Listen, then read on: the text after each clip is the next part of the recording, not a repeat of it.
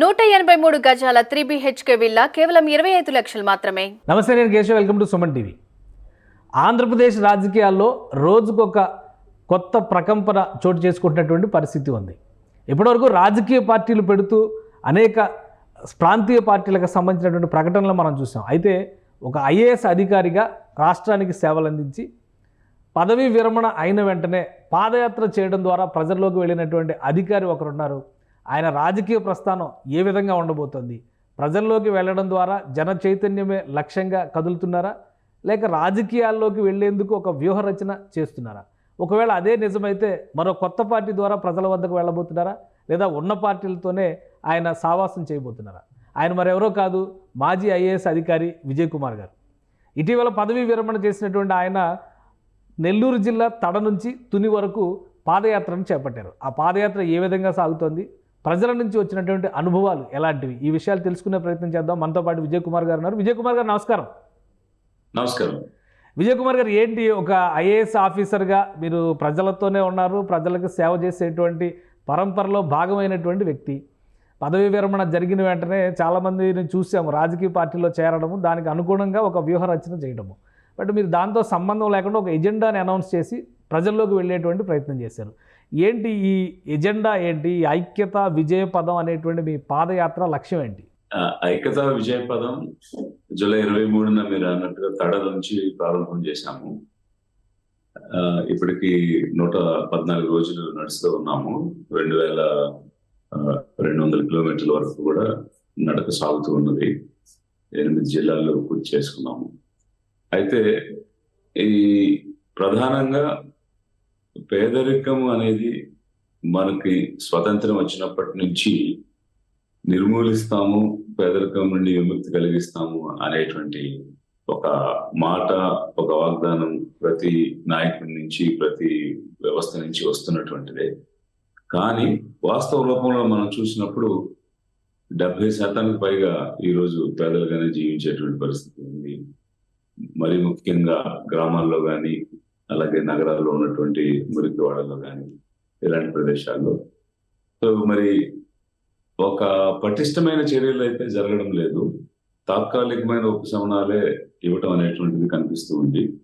అందుకోసం ఒకవైపు ఈ పేదలలో అవగాహన కల్పించడం, వారిని చైతన్యపరచడం, మరొక వైపు ఏ విధమైనటువంటి అవకాశాలు మనకి రాజ్యాంగబద్ధంగా కానీ, ఆ తర్వాత వచ్చినటువంటి పలు చట్టాల రూపంలో కానీ ఎన్ని అవకాశాలు ఉన్నాయి, అవి అందడం లేదు. అలా అందని పరిస్థితిలో మనం ఏం చేయాలి?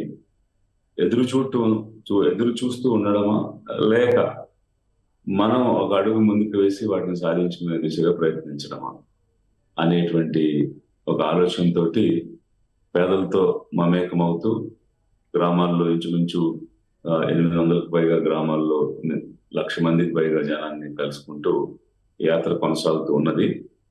పేదరిక విముక్తి అన్నదే ఒక లక్ష్యంగా పెట్టుకుని ఈ యాత్రను ప్రారంభం చేసుకోవడం జరిగింది. అంటే రాజకీయ పరంగా ఎట్లాంటి ప్రాధాన్యం లేదంటారా? ఎందుకంటే ప్రతి యాత్ర కూడా చివరి సంకల్పం అధికారం, లేదంటే రాజకీయ పార్టీల ద్వారానో రాజకీయంగా ఒక పదవిని పొందడం అనేది లక్ష్యంగా కనిపిస్తుంది.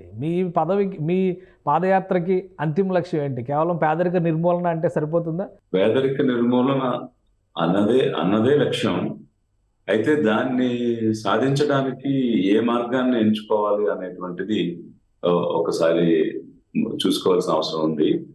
సో అందు గురించి నడుస్తున్న క్రమంలో రకరకాలైనటువంటి సూచనలు వస్తూ ఉన్నాయి.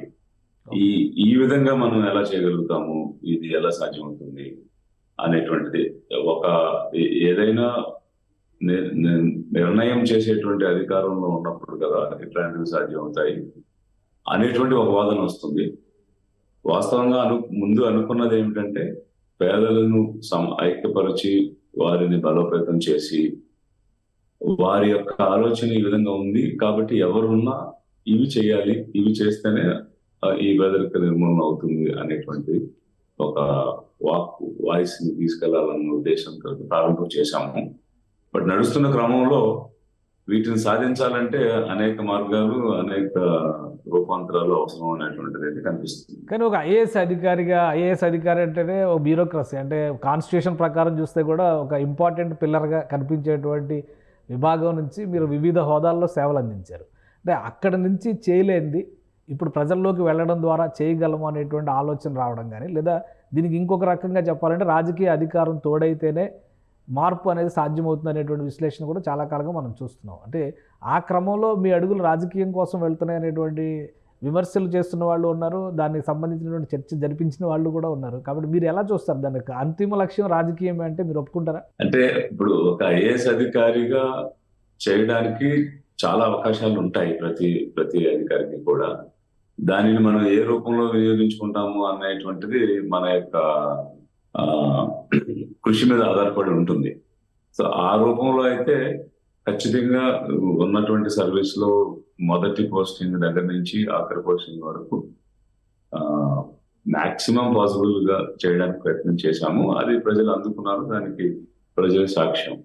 ఇక రెండవది మీరు అన్నట్టు రాజకీయ అధికారం లేకపోతే ఏ విధంగా ఇది సాధ్యం అవుతుంది అనేటువంటి మాట మీరు అన్నటువంటి విషయానికి వస్తే, అంటే మొదట ఇక్కడ ఏమి లోపిస్తుంది అని నేను భావించానంటే, పేద ప్రజలు ఈ విడివిడిగా ఎవరికవారుగా ఉంటున్నారు. ఏ చిన్న అవకాశం దొరికినా అదే గొప్పగా భావించుకుంటూ, ఎవరు ఏది ఇచ్చినా అదే చాలా గ్రేట్ అనేటువంటి ఫీలింగ్ తో ఉంటూ, రియల్ గా ఏం కోల్పోతున్నారు ఇన్ని సంవత్సరాలుగా అన్న విషయం మీద వారు దృష్టి పెట్టి ఒక కన్సాలిడేటెడ్ అండ్ కన్సెప్టెడ్ ఎఫర్ట్ అన్నటువంటిది చేయలేని పరిస్థితిలో ఉన్నారు.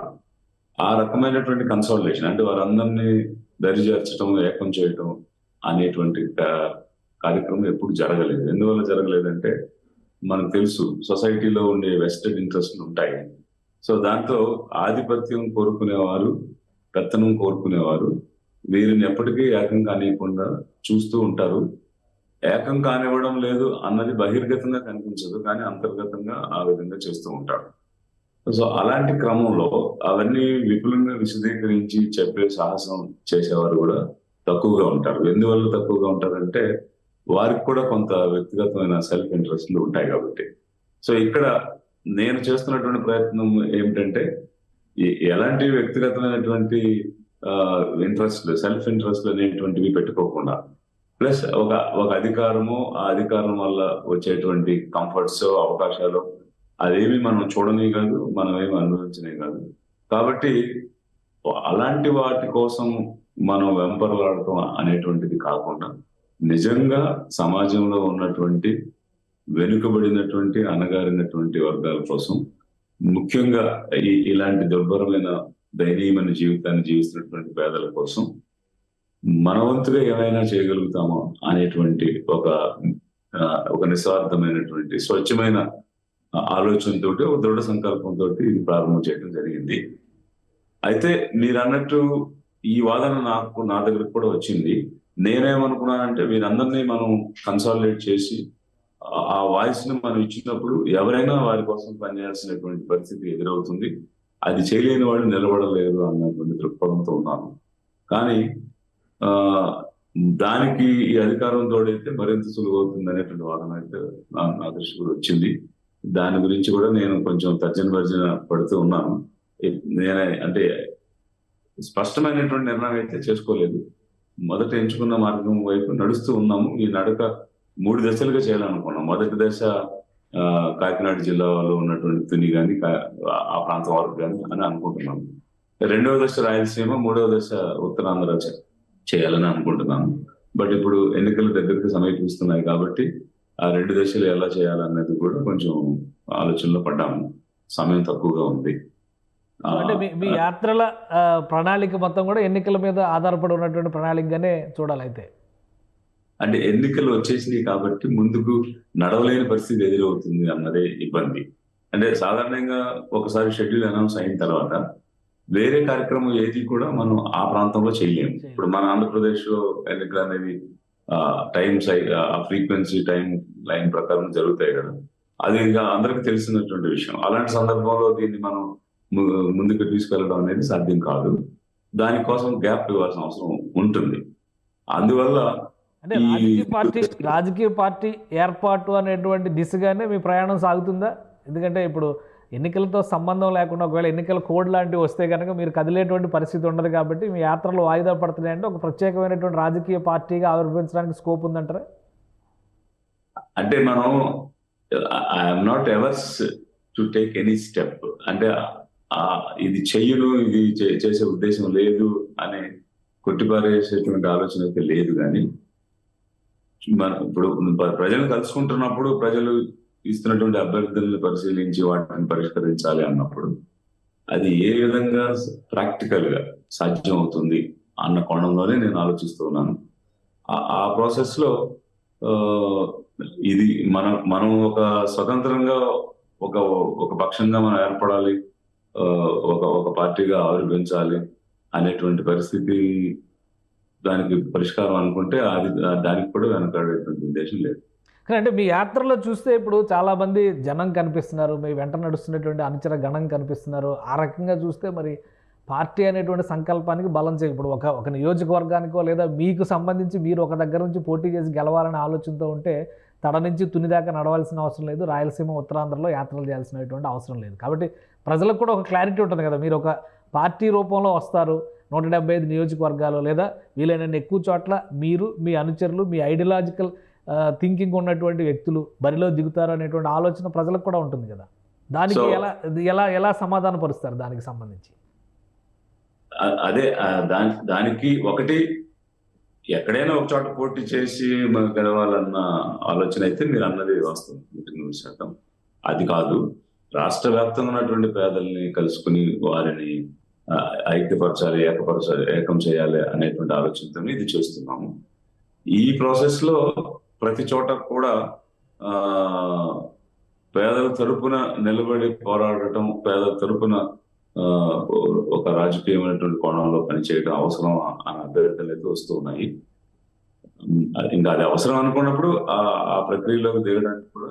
కానీ ప్రజల్లో కూడా ఒక ఆలోచన ఉంటుంది. ఎందుకంటే గతంలో మనం చూసాం, జయప్రకాష్ నారాయణ గారు లోక్సత్తా ఒక ఉద్యమంగా తీసుకొచ్చారు, పార్టీగా పెట్టారు, నడిపించారు. రీసెంట్గానే ఇప్పుడు ఆంధ్రప్రదేశ్లో మాజీ జేడీ లక్ష్మీనారాయణ గారు కూడా ఒక అనౌన్స్మెంట్ చేశారు, జై భారత్ జాతీయ పార్టీ అనేటువంటి ఒక అనౌన్స్మెంట్ చేసి ఇది చాలా చూస్తున్నాం. అలానే జాతీయ పార్టీలోకి వెళ్ళి ఇప్పుడు ఆర్ఎస్ ప్రవీణ్ కుమార్ లాంటి వాళ్ళు తెలంగాణలో ఆల్రెడీ ఒక ఎక్స్పెరిమెంట్ చేశారు. బీఎస్పీ లాంటి పార్టీని తీసుకొచ్చి రాష్ట్రంలో ఆయన బాధ్యతలు తీసుకుని సేమ్ బహుజనుల ఐక్యత కోసం పోరాడినటువంటి సంకల్పం, కానీ అక్కడ ఆదరణ లభించలేదు. సో ఈ ఎగ్జాంపుల్స్ అన్నీ చూసిన తర్వాత మళ్ళీ మీరు ప్రజాక్షేత్రంలోకి వెళ్ళేటువంటి ఆలోచన ఈ విధంగా చేయడం, అట్లా ఒక ఎమోషనల్ బాండ్ అనేది లేకుండా ప్రజలు మనం వెంట నడవడం అనేది అసాధ్యం అనేటువంటి ఒక కన్క్లూజన్ అయితే తెలుగు రాజకీయాల్లో ప్రధానంగా ఉంది.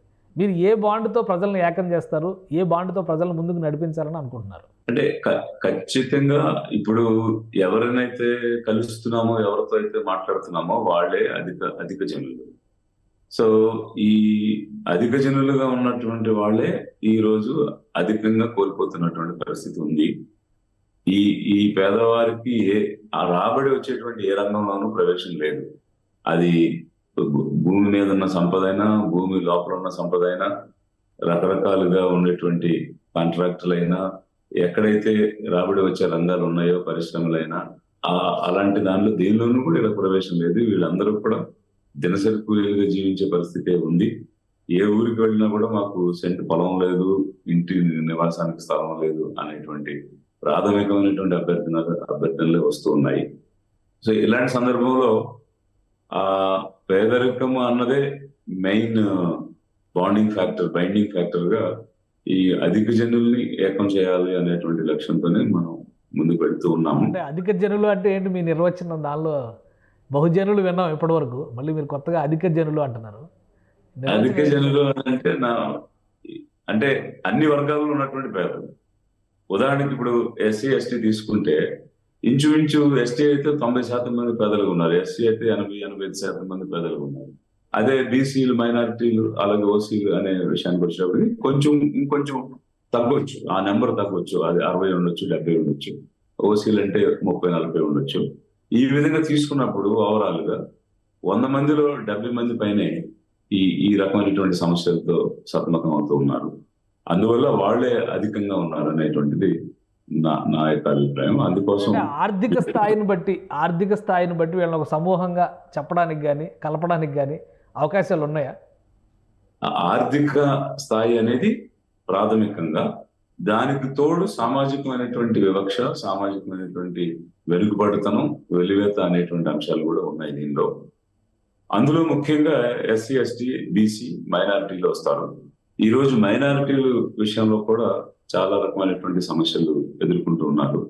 మరి ముఖ్యంగా చెప్పాలంటే, ఒకవైపు అంటే దేశవ్యాప్తంగా వారి మీద జరుగుతున్నటువంటి దాడులు కానీ, వారి యొక్క ఇంట్రెస్ట్ కి సంబంధించి కొన్ని వారికి వ్యతిరేకంగా జరుగుతున్నటువంటి ప్రయత్నాలు కానీ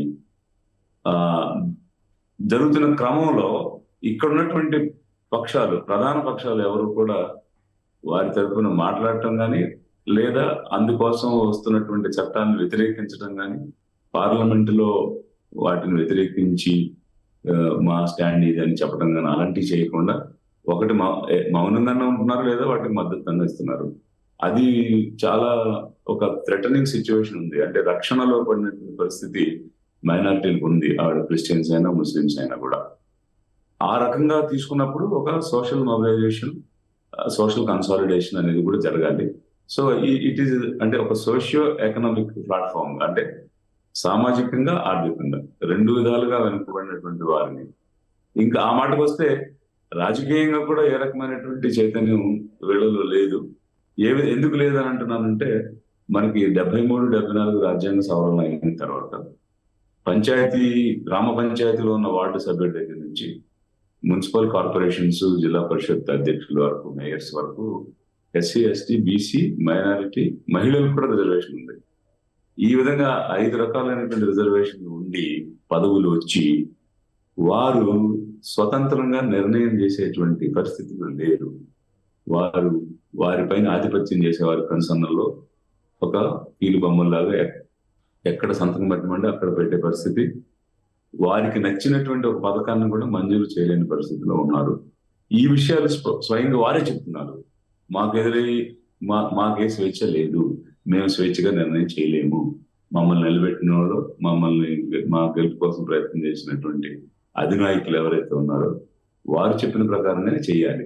ఇంకా స్పష్టంగా చెప్పాలంటే, మేము నెల్లూరు జిల్లా వెడవలూరు మండలం ఊటుకూరు అనే గ్రామానికి వెళ్ళాం.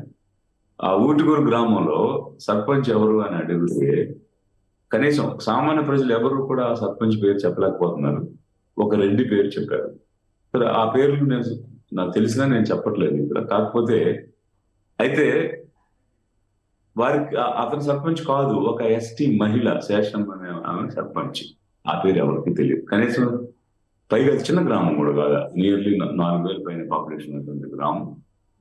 అక్కడ ఒక 2 ఎస్టీ కాలనీలు ఉన్నాయి, 3 ఎస్సీ కాలనీలు ఉన్నాయి, బీసీలు 50% మంది బీసీలు ఉన్నారు. అలాంటి చోట ఒక సర్పంచ్ పేరు ఆ గ్రామంలో తెలియదు. మేము ఆమె కలుసుకోవడానికి ఆమె ఇంటికి కూడా వెళ్ళాం. వెళితే ఆ రోజు ఆమె కూలి పని చేసుకోవడానికి వెళ్ళి ఇంకా ఇంటికి రాలేదు ఆ రోజు మేము వెళ్ళేటప్పుడు. సో ఈ విధమైనటువంటి పరిస్థితి రాజకీయంగా కూడా ఉంది. సో ఇన్ని రకాలైనటువంటి మార్పులు తీసుకురావాల్సినటువంటి సమాజం ఈ రోజు మన ముందు ఉంది. మనం బయట మాట్లాడే మాటలు, మనం ఇచ్చే ఉపన్యాసాలు గ్రాస్ రూట్ లో, క్షేత్ర స్థాయిలో ప్రజలు నివసించే విధానం, వారు ఎదుర్కొనే సమస్యలు అసలు ఎక్కడ పోలికే లేదు. కానీ ఒకటి ప్రభుత్వంలో ఉన్నటువంటి పెద్దలు, వాళ్ళ సంకల్పాలు, అలానే వాటిని ప్రజాక్షేత్రంలో తీసుకెళ్లేటువంటి అధికారులు, ఈ రెండు వ్యవస్థలు మీరు చాలా దగ్గరగా చూశారు. అధికార వ్యవస్థలో మీరు భాగస్వామి, అలానే ప్రభుత్వానికి సంబంధించినంత వరకు చాలా క్లోజ్గా వెళ్ళినటువంటి నాయకుడు. ఇప్పుడు ఉన్నటువంటి ఆంధ్రప్రదేశ్లో ఇప్పుడు ఉన్నటువంటి ప్రభుత్వానికి కూడా మీరు చాలా కీలకమైనటువంటి సేవలు అందించినటువంటి అధికారి.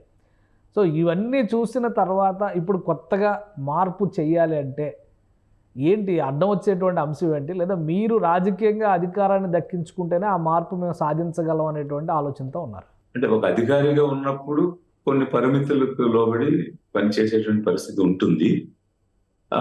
అయినా కూడా మీరు అన్నట్టు ఇప్పుడు ఎవరు ప్రభుత్వంలో ఉన్నా వారితో కలిసి పనిచేయడం, వారి యొక్క పాలసీల్ని మనం ముందుకు తీసుకెళ్లే క్రమంలో ఒక ఎఫిషియెంట్ గా మనం తీసుకెళ్ళాలి. ఎందుకనంటే ఎవరు గవర్నమెంట్ ని ఎస్టాబ్లిష్ చేశారో వారి మేనిఫెస్టో ప్రకారం వారి పాలసీని వారు ఇంప్లిమెంట్ చేస్తారు. ఆ క్రమంలో అధికారిగా దానిని జనంలోకి తీసుకెళ్ళడం, అంటే service delivery last mile reach అయ్యే విధంగా చూడడం అనేటువంటిది ఆనాడు ఉన్నటువంటి బాధ్యత. సో ఆనాటి బాధ్యతను నిర్వర్తించే దానిలో లోపం లేకుండా నిర్వర్తించాలి కాబట్టి అది ఏ ప్రభుత్వం ఉన్నా కూడా అలాగే చేశాము. అందుకు కావాల్సినటువంటి అంటే ఎఫిషియెంట్ గా డెలివరీ చేయాలి అనే దాని మీద శ్రద్ధ పెట్టి చేయడం జరిగింది. అది అయిపోయింది. సో ఇప్పుడు నడుస్తున్నటువంటి క్రమంలో అంటే మీరు అంటున్నటువంటి మాట రాజకీయ అధికారంతోనే మార్పుని మనం తీసుకురాగలుగుతాము, వేరే రకంగా తీసుకురాలేము అనేటువంటి ఆలోచన అయితే, మనం మార్పు తీసుకురావడానికి చాలా మార్గాలు ఉంటాయి. కాకపోతే సమయం అనేటువంటిది ఇక్కడ ఇంపార్టెంట్. ఇప్పుడు ఒక పర్యావరణానికి సంబంధించి ఉన్నటువంటి సమస్యల మీద పనిచేసినటువంటి కార్యకర్తలు ఉన్నారు. వారు ఒక నర్మదా బచావో ఆందోళన చేసిన, లేక అక్కడ ఉన్నటువంటి వారికి పునరావాసం కల్పించడానికి ప్రయత్నం చేసిన, ఆ ప్రయత్నాలు కూడా సఫలం అయ్యాయి. ఆ విధంగా కూడా ఆదుకునే అవకాశం ఉంది. కాకపోతే ఇది ఇంకొంచెం ఇది చాలా పెద్ద సమస్య. సోషల్ ప్రాబ్లం ఉంది, ఎకనామిక్ ప్రాబ్లం ఉంది, పొలిటికల్ ప్రాబ్లం ఉంది. సో 3 రకమైనటువంటి మిళితమైన అంశాలను తీసుకుని నడుస్తున్నాం కాబట్టి తప్పకుండా కొంచెం వివేకంతో, విజ్ఞప్తితో ముందుకు నడవాల్సిన అవసరం ఉంది. అది త్వరలోనే ఒక ఫైనాలిటీ కోసం ప్రయత్నం అయితే చేస్తాను. కానీ అంటే మీరు పదవీ విరమణ చేసిన తర్వాత ఎక్కువ మంది చెప్పినటువంటిది ప్రచారంలో ఉన్నది, మీరు వైఎస్ఆర్సీపీలో జాయిన్ అవుతారు, ఆ పార్టీ నుంచి ఎమ్మెల్యేగానో ఎంపీగానో కంటెస్ట్ చేస్తారనేటువంటి ప్రచారం అయితే జరిగింది. అంటే అధికారిగా కూడా మీరు జగన్మోహన్ రెడ్డి గారికి బాగా సన్నిహితులు అనేటువంటి మాట ఉంది. ఏంటి మీ సాన్నిహిత్యం ఏంటి? ఎంతవరకు సన్నిహితం ఉంది అని చెప్పని నమ్మొచ్చు? సాన్నిహిత్యం అనేటువంటిది purely it's a professional relationship. So వారు రాష్ట్రానికి ముఖ్యమంత్రి, అక్కడ పనిచేస్తున్న ఒక ఐఏఎస్ అధికారిగా మనం పనిచేసే విధానంలో ఒకటి డెలివరీ చేయగలుగుతారు అనుకున్న వారి మీదే మనం నమ్మకంగా మనం పనిచేస్తాం. ఇప్పుడు ఏ వ్యవస్థలో అయినా అదే ఉంటుంది. సో ఆ ఎఫిషియన్సీ ఉన్నది అని ఐడెంటిఫై చేసినప్పుడు ఒక పని బాగా చేస్తే ఇంకా 10 పనులు చెప్పడం సహజం ఏ వ్యవస్థలో అయినా. సో ఆ రకమైనటువంటి వర్క్ అలొకేషన్ చేయడం, దాన్ని మనం ఇన్ టైంలో డెలివరీ చేసి ఆయన రిజల్ట్ చూపించడం అనేటువంటి కోణంలో ఉన్నటువంటి ఇంటిమసీ. సో అది డెఫినెట్ గా ఉన్నది, ఆ ఇంటిమసీ అనేటువంటిది. హీ లైక్స్ మనం నేను ఉన్నట్టుగా చెప్పేటువంటి క్రూషియల్ డెసిషన్స్ కదా. మీరు బాధ్యతలు తీసుకున్నవి, వాలంటీర్ల వ్యవస్థ ఏర్పాటు చేయడం కావచ్చు, రాష్ట్రానికి సంబంధించి 3 రాజధానుల ప్రకటన విషయం కావచ్చు, జిల్లాల విభజన, ఇది కూడా చాలా కీలకమైనటువంటి అంశమే. అంత సంక్లిష్టమైనటువంటి అంశాలని మీ మీద పెట్టినప్పుడు, ఆ నమ్మకానికి తగ్గట్టుగా మీరు చేశారని భావించినప్పుడు మీరు ఇంకా దగ్గర అవడానికి అవకాశం ఉంటుంది కదా. అవును, దగ్గరగా ఉన్నాను. వాస్తవంగా ఆయన కూడా గౌరవం ఇచ్చేవారు. మనం అది నచ్చే విషయమైనా నచ్చని విషయమైనా ఉన్నట్టుగా నేను చెప్పేవాడిని. సో సాధారణంగా మనం పై వాళ్ళ మెప్పు పొందాలి అనుకున్నప్పుడు వాళ్ళకి నచ్చే విషయాలే మనం మాట్లాడతాము. కానీ అలా కాకుండా నేను డే 1 నుంచి ఉన్నట్టుగానే నేను చెప్తాను అనేటువంటి ఒక లీవే తీసుకుని వారికి అన్ని విషయాలు స్పష్టంగా చెప్పడం జరిగింది. ఆయన గ్రహించి దానికి అనుగుణంగా స్పందించేవారు. సో అది ఓకే. అయితే దానిని నా పర్సనల్ అడ్వాంటేజ్ గా తీసుకుని చేయాలనేటువంటి ఆలోచన అయితే నాకు లేదు. మీరు అన్నట్టు ఒకవేళ అలాంటి అవకాశం నాకు ఇవ్వండి అని నేను కోరితే కన్సిడర్ చేసేవారేమో. బట్ అట్లాంటి ప్రయత్నం అయితే నేను చేయలేదు. ఎందుకు చేయలేదు అని అంటే, ఇప్పుడు నేను ఆలోచించే విధానం వేరు. నేను ఆలోచించే విధానం ఏంటంటే, ఒక సమూలమైనటువంటి మార్పులు కావాలి, ఒక సమగ్రమైన ప్రణాళిక ఉండాలి, పటిష్టమైన చర్యలు ఉండాలి. ఏదో తాత్కాలికమైనటువంటి ఉపశమనాలు ఇవ్వడం వల్ల ఈ జాతులు కానీ ఈ ప్రజలు కానీ పూర్తిగా విముక్తి చెందే అవకాశం అయితే లేదు. So it's an ideological issue. So ఒక సిద్ధాంతపరమైనటువంటి అంశాలు ఇవి. వ్యక్తిగతంగా ఉన్న సాన్నిహిత్యానికి సిద్ధాంతానికి మనం ముడిపెట్టుకోలేము.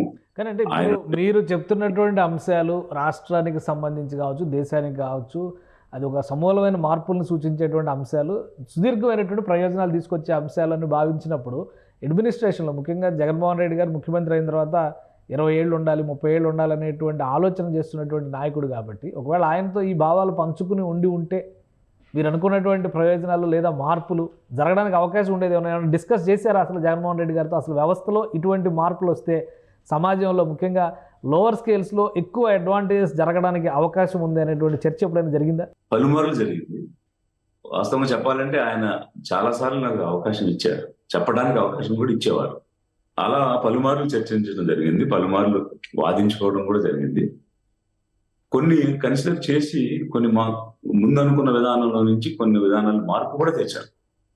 సో అంటే ఇండస్ట్రియల్ పాలసీల్లో కానీ, విదేశీ విద్య కానీ, ఎయిడెడ్ స్కూల్స్ కానీ, ఇట్లా సో మెనీ థింగ్స్ లో after listening to me he made some changes also. అంటే ఆ కన్సిడరేటివ్ ఉండడం అనేది కూడా జరిగింది. కానీ ఇవి కొంచెం ఫండమెంటల్ ఇష్యూస్. నేను చెప్పగలిగిన స్థాయిలో నేను చెప్పాను, కొన్ని విన్నారు, కొన్ని వినలేకపోవచ్చు. ఆ వారికి ఉండేటువంటి ఎజెండా, వారికి ఉండేటువంటి ఆలోచన వారికి ఉంటాయి. అది పూర్తిగా మనం చెప్పిన ప్రకారంగా నడవాలనేటువంటిది మనం ఎక్స్పెక్ట్ చేయకూడదు, ఎందుకంటే వాళ్ళ విజన్ వాళ్ళకు ఉంటుంది కాబట్టి. బట్ ఇక్కడ ఏంటంటే కొంచెం ఐడియాలజికల్ ఇష్యూస్ ఉన్నాయి. ఇది ఫండమెంటల్ గా అడ్రస్ చేయాల్సినటువంటి ప్రాబ్లమ్స్ ఉన్నాయి. ఈ రోజు ఉదాహరణకి మనం భూమి అనే అంశం తీసుకుంటే,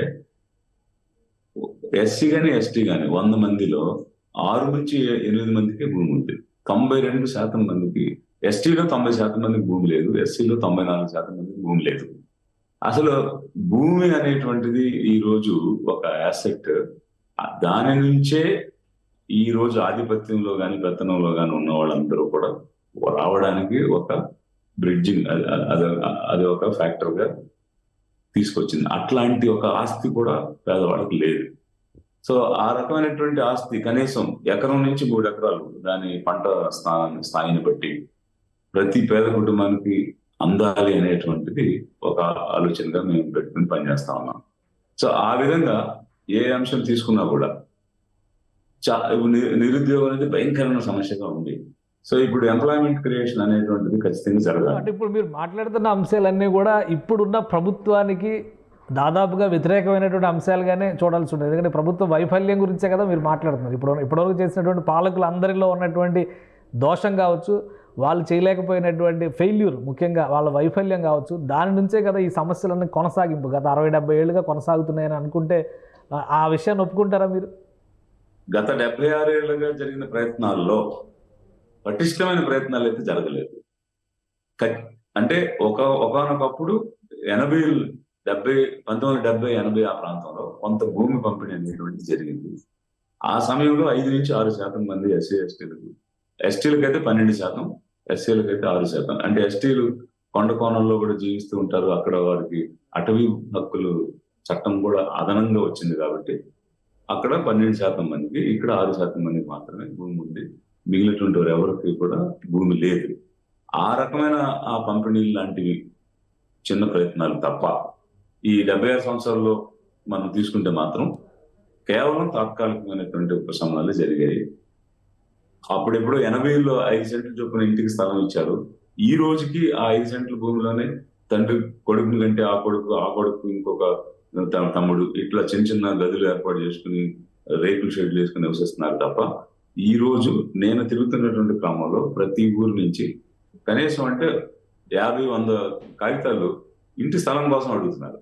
ఇంటి స్థలం అంటే ఇట్స్ ఎ ప్రైమరీ నీడ్ కదా, ఫుడ్, షెల్టర్ అండ్ క్లోదింగ్, తినడానికి తిండి, కట్టుకోవడానికి బట్టలు, ఉండటానికి ఇల్లు. అవి కూడా ఈ 76 సంవత్సరాల్లో మనము ప్రతి పేద కుటుంబానికి ఇవ్వలేకపోయాము. It's a clear failure. అందులో ఏ రకమైనటువంటి అస్పష్టత అనేది లేదు. ఒకవైపు ఐక్యరాజ్య సమితి చెప్తుంది అన్ని దేశాల్లో కూడా ఈ మినిమం నీడ్స్ ఇవ్వాలనేటువంటిది. UNDP అనేటువంటి ఒక ప్రోగ్రామ్ కూడా రన్ అయ్యింది. మన దేశంలో కూడా చాలా రాష్ట్రాల్లో, జిల్లాల్లో చేశారు. ఇన్స్పైర్డ్ ఆఫ్ దట్ మనం కనీసం ఇల్లు ఇవ్వలేకపోయాం. కాబట్టి ఇట్లాంటి ఫండమెంటల్ ఇష్యూస్ అడ్రస్ చేయలేకపోయారు. అది ఈ ప్రభుత్వం ఒక్కదాన్నే ఫెయిల్యూర్ అని మనం చెప్పడానికి లేదు. దానికి ముందున్న ప్రభుత్వాలలో కూడా ఆ రకమైనటువంటి విజన్ పెట్టుకుని కనీసం ఇల్లు అన్నది ఒక సమస్య కాకూడదు అన్న విధంగా కూడా ప్రయత్నం చేయలేదు. ఒకటంటే విజయ్ కుమార్ గారు గతంలో కూడా ఇందిరాగాంధీ టైం నుంచి గరీబీ హటావో అన్నా కానీ, ఎన్టీ రామారావు గారు కూడు గూడు గుడ్డ అనేటువంటి నినాదాలు ఇచ్చినా కానీ అన్ని నినాదాలకే పరిమితమైనటువంటి పరిస్థితి ఉంది. ఇప్పుడు ఆంధ్రప్రదేశ్లో ఒక రాజకీయ పార్టీల పరంగా చూస్తే కానీ ఒక బలమైనటువంటి ప్రత్యర్థులు ఎక్కడా కూడా కనీసం స్పేస్ లేనటువంటి రాజకీయం, ఒకరితో ఒకరు తలపడేటువంటి రాజకీయం నడుస్తున్నటువంటి పరిస్థితుల్లో మీరు చెప్పేటువంటి వాదాన్ని కానీ విధానాలను కానీ ప్రజలు అనుసరించడం ప్లస్ రాజకీయ పార్టీలు యాక్సెప్ట్ చేయడం, లేదా మీరే ఒక రాజకీయ పార్టీగా వస్తే అది ప్రజల్లోకి చొచ్చుకుని వెళ్ళడానికి అసలు అవకాశం ఉందంటారా? అవకాశం అన్నది ఖచ్చితంగా ఉంది. ఇక్కడ ఏం జరుగుతుందంటే అంటే మనం కొంచెం కూలంకుషంగా కనుక ఆలోచిస్తే ఆధిపత్య వర్గాలు మరొకరికి అవకాశం రానివ్వకుండా ఉండే ప్రయత్నం కూడా కనిపించకుండానే అవి చేస్తూ ఉంటాయి. ఎందుకంటే అది వ్యవస్థ ఆ విధంగా రూపాంతరం చెందిపోయింది కాబట్టి ఆ స్పేస్ క్రియేట్ చేసుకోవడం అనేటువంటిది మనం ఖచ్చితంగా ప్రజల్లోకి వెళ్ళి వాళ్ళకి వివరంగా చెప్పగలిగిన రోజు ఆ అవకాశం అయితే డెఫినెట్గా ఉంటుంది. గతంలో ఈ ప్రయత్నాలు చాలా మంది చేశారు. నేను ఇందాక కూడా ప్రస్తావించాను. ఇప్పుడు ఆల్రెడీ జేడీ లక్ష్మీనారాయణ గారు కూడా పార్టీ అంటున్నారు, ఆయన ప్రజల్లోకి వెళ్తున్నారా? జయప్రకాష్ నారాయణ గారు, ఆర్ఎస్ ప్రవీణ్ కుమార్ గారు, వీళ్ళకంటే భిన్నంగా విజయ్ కుమార్ గారు ఏం చేయబోతున్నారు? అంటే భిన్నంగా ఖచ్చితంగా చేయాలనేటువంటి ఆలోచనతోనూ చేస్తున్నాము. దీనిలో విజయం అంటే విజయం అన్నదాన్ని మనం పర్సంటేజ్ కొలవచ్చు కానీ బట్ విజయం అన్నది మాత్రం ఖచ్చితంగా సాధించగలుగుతామని నమ్మకం నాకు ప్రజలతో కలిసిన తర్వాత వాళ్ళ యొక్క స్పందన చూసినాక వచ్చింది. ఈ రోజు కొన్ని సందర్భాలు వారి మనసులో మాటలు బయటకు చెప్పలేనటువంటి పరిస్థితిలో కూడా ఉన్నారు. 10 మంది కూర్చుని మాట్లాడుతున్నప్పుడు వారు మాట్లాడట్లేదు, కానీ అక్కడి నుంచి నడిచి బయటకు వచ్చేసిన తర్వాత వెనక వచ్చి ఒక్కొక్కరికి చెప్తున్నారు. ఏమనంటే మేము మాట్లాడామంటే ఈ విషయం వెళ్ళిపోతే మా మీద చర్యలు ఉంటాయి, అందుకని నలుగురిలో చెప్పలేకపోతున్నాం, కానీ ఇది సమస్య, ఇది ప్రాబ్లం, ఈ విధంగా ఉంది అని ఒక్కొక్కరుగా వచ్చి చెప్తున్నటువంటి పరిస్థితి ఉంది. ఇది కూడా సమాజానికి ఏ విధంగా శ్రేయస్కరం కాదు. ఎందువల్లంటే మనది ఒక ప్రజాస్వామ్య దేశం. ప్రజాస్వామ్య దేశంలో భావ వ్యక్తీకరణ, భావ స్వేచ్ఛ అన్నదానికి కూడా అడ్డంకి ఏర్పడింది అని అంటే అది చాలా ప్రమాదకరమైన పరిస్థితికి దారితీస్తుంది. అంటే మనకి ఇప్పుడు కనిపించకపోవచ్చు, కానీ సందర్భం వచ్చినప్పుడు దాని ఇంపాక్ట్ పడిపోతుంది. అందువల్ల స్పేస్ అన్న విషయంలో అయితే ఎలాంటి డౌట్ లేదు నాకు. కాకపోతే వెళ్లాల్సిన విధానంలో ఏమైనా ఇంకా వినూత్నమైనటువంటి పద్ధతులు పాటించుకుంటూ వెళ్ళి జనం యొక్క మద్దతుని, నమ్మకాన్ని చూరగొనాలి అనే అంశంలో ఇంకొంచెం ప్రయత్నం కష్టపడి చేయాలేమో అన్నది అయితే నేను చూడాలి. కానీ జనం మద్దతు వస్తుంది, మీ వెంట కొంతమంది నడుస్తున్నారని ఆలోచన వచ్చినప్పుడు ఆటోమేటిక్గా మీరు చెప్పినట్టుగా ఆధిపత్య శక్తులు అనుకోవచ్చు, లేదా ప్రస్తుతం ఉన్నటువంటి రాజకీయ పార్టీలు అనుకోవచ్చు, ఏదైనా కావచ్చు, అటు వైసీపీ కావచ్చు, టీడీపీ కావచ్చు, జనసేన కావచ్చు, వీళ్ళు ఎవరైనా కానీ విజయ్ కుమార్ గారు మీ ఐడియాలజీ బాగుంది, రండి మనం కలిసి పనిచేద్దాం అంటే విజయ్ కుమార్ గారి రియాక్షన్ ఎలా ఉండొచ్చు? అంటే ఇప్పుడు మన ఐడియాలజీలో మేము 1000 కిలోమీటర్లు నడిచిన తర్వాత ఒంగోలులో ఒక డిక్లరేషన్ ప్రకటించాము. ఆ డిక్లరేషన్ లో పేదలకు ఏమి ఇవ్వాలి, యువతకు ఏమి ఇవ్వాలి, అంటే అత్యంత పేదలుగా ఉన్నటువంటి యానాదులు లాంటి వారికి ఏమి ఇవ్వాలి, మత్స్యకారులకి, ఇట్లాంటివి కొన్ని మనం ప్రకటించడం జరిగింది. ఆ రకమైనటువంటి ఎజెండా చూసిన తర్వాత వాటన్నిటికీ సమ్మతం మనం కలిసి పనిచేద్దాము అని అంటే కనుక ఖచ్చితంగా ఆ విషయం ఆలోచించడానికి సిద్ధంగానే ఉన్నాము. ఎందువల్లంటే పేద ప్రజలకు, అంటే ఎవరైతే డిజర్వింగ్ గా ఉన్నారో వాళ్ళకి అనుకున్నది అందుతుంది అన్నప్పుడు మన లక్ష్యం కూడా అదే, చేరాల్సిందే. అది ఎవరు చేస్తారు అనేటువంటిది ముఖ్యం కాదు కదా. ఏదో ఒక విధంగా వాళ్ళకి అందాలి, ఏదో ఒక విధంగా వాళ్ళు పైకి రావాలన్నదే మన లక్ష్యం. సో అందుకోసం కలిసి పనిచేయడానికి అయితే అభ్యంతరాలు లేవు. సో మీ యాత్ర స్టార్ట్ అయిన తర్వాత జగన్మోహన్ రెడ్డి గారి దగ్గర నుంచి మళ్ళీ ఏం పిలుపు రాలేదా ఈ డిక్లరేషన్స్ ఇచ్చిన తర్వాత? కానీ లేదు, అంటే ఆ కోణంలో మేము ప్రయత్నం చేయలేదు, వాటి నుంచి కూడా ఎవరు మాట్లాడలేదు. సో అంటే ఇప్పుడున్న సమయం చాలా తక్కువ. ఫిబ్రవరి బహుశా 2nd week or 3rd VK notification వచ్చేయచ్చు, ఎన్నికలకు సంబంధించినటువంటి షెడ్యూల్ ప్రకటన ఉండొచ్చు అంటున్నారు. సో మీకున్నటువంటి ఈ నెలన్నర లేదా 2 నెలల సమయాన్ని ఏ విధంగా ప్లాన్ చేయబోతున్నారు? 2024 ఎన్నికల్లో విజయ్ కుమార్ మాజీ IAS గారి పాత్ర ఎలా ఉండొచ్చు? అంటే ప్రప్రథమంగా ఇప్పుడు ఇంతకుముందు నేను చెప్పినటువంటి ఒంగోలు డిక్లరేషన్ కి అదనంగా ఏలూరులో ఇంకొక 4 అంశాలు యాడ్ చేశాము. మేబీ ఈ జనవరిలో జరిగేటువంటి యాత్రలో కూడా వచ్చిన అంశాలన్నీ కలిపి కన్సాలిడేటెడ్ గా ఒక డిక్లరేషన్ అయితే మేము తీసుకొస్తాము. ఆ డిక్లరేషన్ ని అమలు చేయడానికి ఈ ఈ ఐక్యత విజయపథం యాత్ర ద్వారా మేము కన్సాలిడేట్ చేస్తూ ఒక ప్లాట్ఫామ్ ని బిల్డ్ చేస్తున్నటువంటి ప్రాసెస్ లో ఈ ప్లాట్ఫామ్ ద్వారా డెఫినెట్ గా ఇవన్నీ కూడా అమలు కావాలి. పేదలకు న్యాయం జరగాలి. వాళ్ళు ఇన్నాళ్ళుగా కోల్పోయిన ఆస్తులు కానీ, అవకాశాలు కానీ, భూములు కానీ, ఉద్యోగాలు కానీ, ఉపాధి కానీ వారికి వచ్చే విధంగా చెయ్యాలి. ఇవి ఇవి చేస్తాము, కలిసి ప్రయాణం చేద్దాము అనేటువంటి ఒక వాదన వస్తే దానికి మనం కన్సిడరేషన్ లో తీసుకోవడం. అలా కాదు, ఇవి ఈ స్థాయిలో కాదు, ఏదో చిన్న చిన్నగా మనం రాయితీలు ఇద్దాము, చిన్న చిన్నగా ఉపశమనం ఇద్దాం అన్న ధోరణిలోనే వీళ్ళు ఉన్నారు అని అనుకుంటే మనమే స్వతంత్రంగా, మనమే స్వేచ్ఛగా మన యొక్క ఈ ఫండమెంటల్ ఇష్యూస్ అన్ని కూడా తీసుకుని ఐడియాలజికల్ ముందుకెళ్ళడం అనేటువంటి సో అంటే ఎన్నికల బరిలో దిగుతారా? ఐక్యత విజయ పదం అనేది ఒక సంస్థగానో పార్టీగానో ఉద్భవిస్తుందా? సంస్థగా అయితే డెఫినెట్ గా పేదరిక విముక్తి వేదిక అనేటువంటిది అయితే డెఫినెట్ గా మేము ఏర్పాటు చేస్తున్నాము. అది ప్రతి ఒక్కటి నేను చెప్తున్నాను. అది మేబీ ఈ జనవరి ఎండింగ్ కి దానికి ఒక షేప్ తీసుకుని వస్తాము. ఆ వేదికను ఒక సోషియో ఎకనామిక్ వేదికగానే ఉంచుతామా, లేదా socio economic and political platform గా మారుస్తామా అనేది maybe by end of January అంతానికి ఒక నిర్ణయానికి వస్తుంది. అంటే 24 ఎన్నికల్లో మీ పాత్ర ఏంటి? అంటే మీరు ఒంటరిగా మీరు బరిలో దిగే అవకాశం ఉంటుందా, లేదంటే మీ వేదిక ద్వారా మీరు ఎన్ని నియోజకవర్గాల్లో మీరు బరిలో దింపబోతున్నారు అభ్యర్థుల్ని? అదే అంటే ఇంతవరకు మనం సోషల్ అండ్ ఎకనామిక్ కోణంలోనే నడవబోతున్నాము. రాజకీయ కోణం అన్నదాన్ని ఇంతవరకు తీసుకోలేదు. అయితే రాజకీయ సంస్థలే ఏదైనా విధానాలు తీసుకొస్తాయి అధికారంలో ఉన్నప్పుడు. బట్ ఆ విషయాలను అయితే స్పష్టంగా చెప్తున్నాం, ఏది తప్పు ఏది ఒప్పు అనేటువంటిది. వ్యక్తిగతమైనటువంటి విమర్శలు కాకుండా విధానపరమైనటువంటి విమర్శలు అయితే స్పష్టంగానే చెప్తున్నాం. అది ఎవరైనా కూడా అది మాకు ముఖ్యం కాదు. అదే సమయంలో ఇప్పుడు మీరు అడుగుతున్నటువంటిది దీన్ని రాజకీయ పరిధిలోకి తీసుకొస్తారా, ఆ వేదికగా ఏర్పాటు చేస్తారా అన్న అంశం అయితే నేను నిర్ణయం చేసుకోలేదు. ఒక్కరు కూడా పోటీలో దిగరంటారా? అంటే దిగితే ఖచ్చితంగా ఓవర్వెల్మింగ్ గానే దిగాలి. ఏదో ఒకరిద్దరు దిగి దానివల్ల పెద్ద ప్రయోజనం ఏముంటుంది? మీరు అన్నట్టు ఆ స్పేస్ ని మనం క్రియేట్ చేసుకుని దాన్ని మనం పొందాలి అన్నప్పుడు ఒక కన్సాలిడేటెడ్ మూవ్ తోనే అది చేయాలి. సో అది మేబీ జనవరి ఎండింగ్ కి ఒక నిర్ణయానికి రావచ్చు అని అనుకుంటున్నాము. ఇప్పుడు యాత్ర మధ్యలో ఉన్నాము, చివరి దశకు వస్తున్నాము. ఆ సమయానికల్లా ఒక వేదిక ఏర్పాటు అనేటువంటిది అయితే స్పష్టంగా చెప్తున్నాను. అందరిని రమ్మంటున్నాను. ప్రతి గ్రామం నుంచి కూడా 30-40 మంది యూత్ కూడా యాడ్ అవుతూ ఉన్నారు. ఆ విధంగా ఇప్పటికే వేలాది మంది ఆ స్థాయి నాయకత్వంతో ఒక వ్యవస్థగా నిర్మాణం అయితే చేస్తున్నాము. దీనిని మనం రాజకీయ వ్యవస్థగా మారుస్తామా, ఇలా లేదు సామాజిక ఆర్థిక వ్యవస్థగానే కంటిన్యూ చేస్తామా అన్నదాని మీద ఒక క్లారిటీకి వస్తుంది. Right. Thank you Vijay Kumar గారు, మీ అభిప్రాయాన్ని తెలియజేసినందుకు సుమన్ టీవీకి. ఇది విజయ్ కుమార్ గారి అభిమతం. ఐక్యత విజయ పదం పేరుతో ప్రజల్లోకి వెళ్తున్నారు. ఒక మాజీ IAS అధికారిగా ఆయన తడ నుంచి తుని వరకు పాదయాత్ర చేస్తున్నారు. తర్వాత రాయలసీమలోను ఉత్తరాంధ్రలో కూడా యాత్రలకి ప్రణాళికలను సిద్ధం చేసుకున్నారు.